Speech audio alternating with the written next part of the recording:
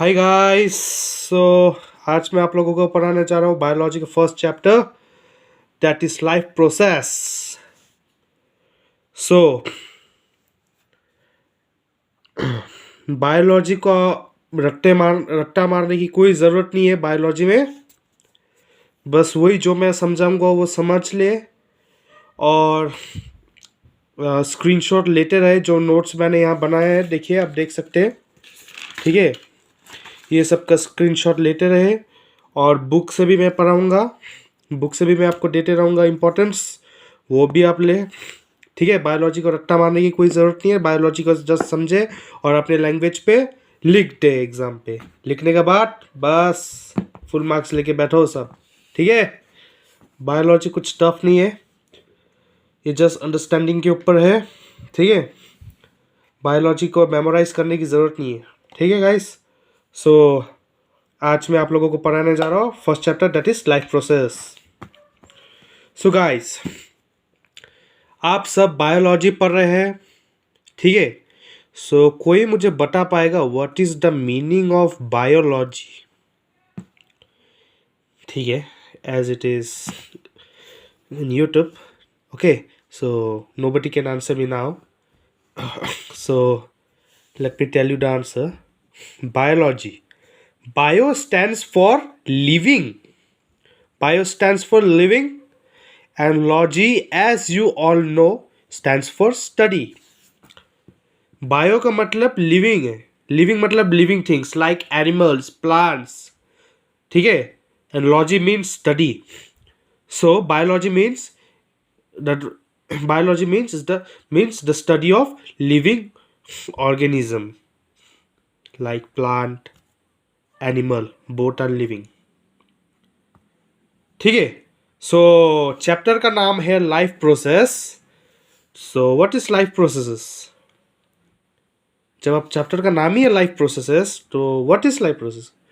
The process that together perform the maintenance job in living things are called life processes. For example, transportation, ठीक है, nutrition. There are 4 types of life processes. They are, first point is nutrition. Nutrition. The second one is respiration. The third one is transportation, and the fourth one is excretion, ठीक है। वो सब हम पढ़ेंगे, details में ही पढ़ेंगे।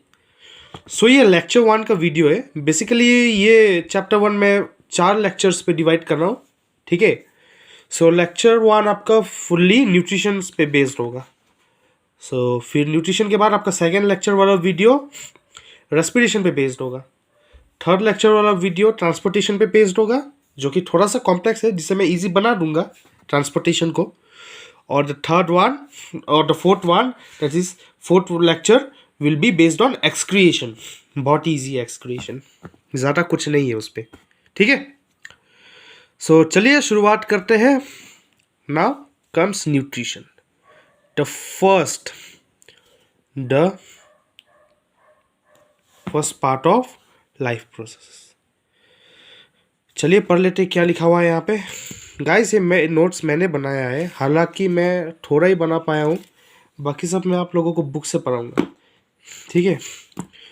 The organism obtain this energy from an outside source, and this transfer process is referred to as nutrition. The organism जैसे animals हो गए, हम ह्यूमन बींग्स भी एक एनिमल्स है, प्लांट्स, ठीक है।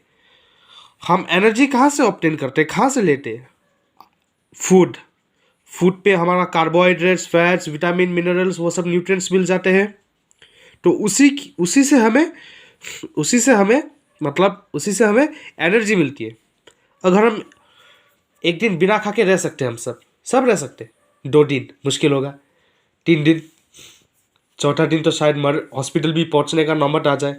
तो खाना अगर हम नहीं खाते तो हमें हमारे बॉडी पे एनर्जी नहीं मिलेगी, ठीक है। तो इसका मतलब है nutrition, the organism obtain this their energy from the outside source and this transfer process is referred to as nutrition. Outside source का मतलब आपका हो गया आपका like vegetables, fruits, meat, fish, all this, okay, ये सब है।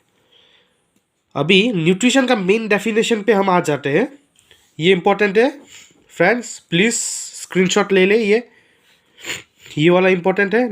न्यूट्रिशन का मेन डेफिनेशन आपका यहाँ से स्टार्ट हो रहा है, ठीक है। The process by which living beings procure food for obtaining energy and growth. The process, हालांकि जो मैंने अभी समझा दिया है, ठीक है। The process by which living beings procure food for obtaining energy and growth, इसका मतलब है द प्रोसेस, हाँ ठीक है, जब प्रोसेस जो एक प्रोसेस होता है जिससे हम सब लिविंग बीइंग्स फूड लेते हैं, ठीक है, फूड टू ऑब्टेन एनर्जी, ताकि हमारे बॉडी पे एनर्जी बनाए रहे, बरकरार रहे, ठीक है। The process by which living beings procure का मतलब मीन्स इफ यू प्रोक्योर का मतलब if you want write in simple language, okay, taking the process by which living organism take food for obtaining energy and growth. Without food, ठीक है, बिना food के हमें growth भी नहीं मिलेगा, फिजिकल ग्रोथ, मेंटल ग्रोथ, ठीक है, ये सब नहीं होगा। इसलिए फूड हमारे लाइफ पे बहुत एसेंशियल है। इसका मतलब ये नहीं है कि हमें जंक फूड खाना है, नहीं, जंक फूड नहीं खाना है, हमें हेल्दी रहना है, हेल्दी खाना खाना है, फिजिकल एक्सरसाइज करना है, ठीक है, ओके। चलो तो अभी हम नेक्स्ट पेज पे चलते हैं।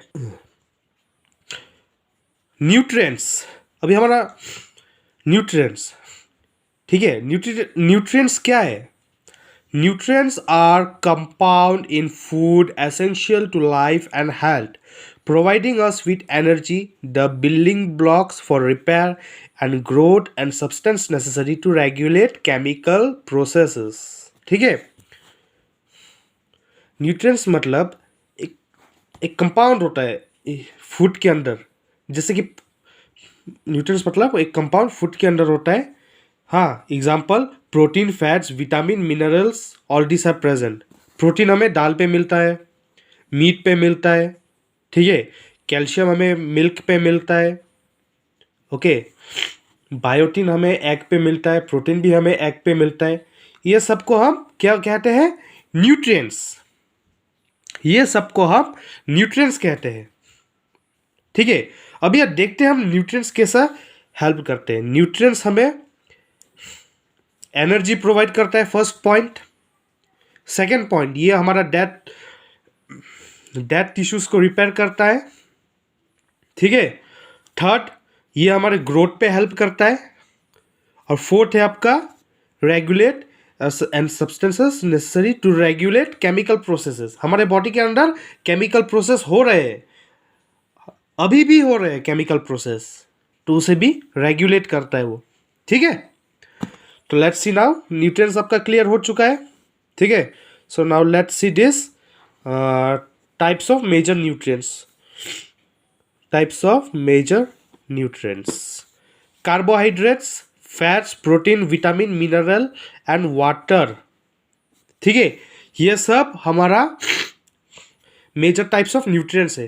अगर एग्जाम पे आ गया, give some examples of nutrients, हालांकि आता नहीं है, अगर क्या पता आ जाए तो आपको क्या लिखना है? Carbohydrate, fats, vitamin, mineral and etcetera etcetera, जो आपको पता हो। ये नेसेसरी नहीं है कि यहाँ से लिखना है जो यहाँ पे लिखा है, ठीक है।